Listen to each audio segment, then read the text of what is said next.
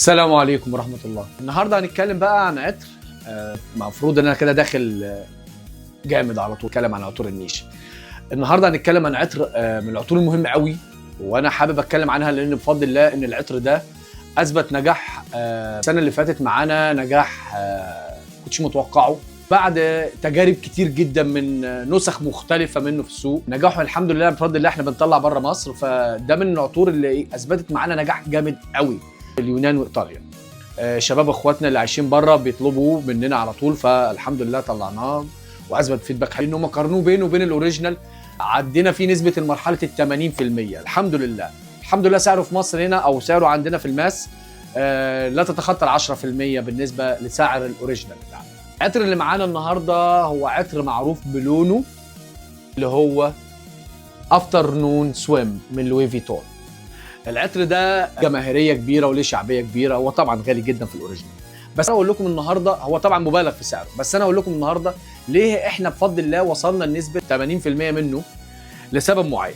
العطر ده قايم على الامبراكسين او العنبر الحيواني. العنبر الحيواني هو اللي مميز العطر ده لسبب معين. اي عطر فريش، العطر ده طبعا من عائله العطور الفريش الصيفيه.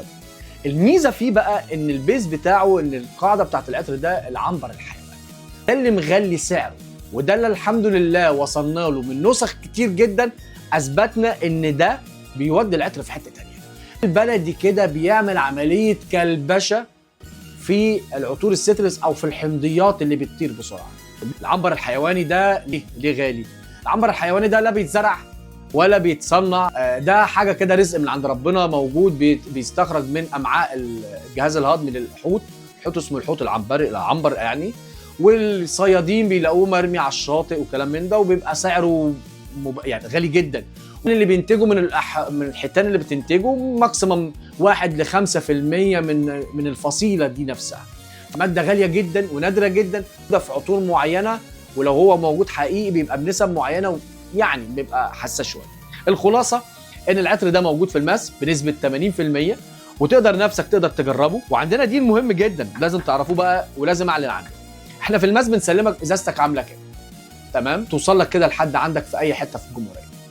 الديل ده مش هتلاقيه في اي حته، والجرانتي ده في حته ثانيه يعني.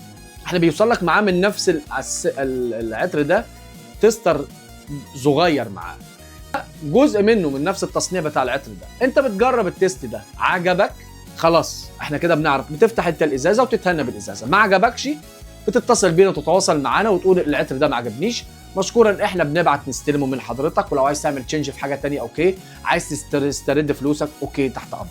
اتكلمنا عن عطر واحد المره دي، اسمحوا لي المره الجايه نتكلم عن عطرين ولا حاجه. واحب اسمع من حضراتكم في الكومنتات ايه رايكم في العطر ده، ولو حد جربه.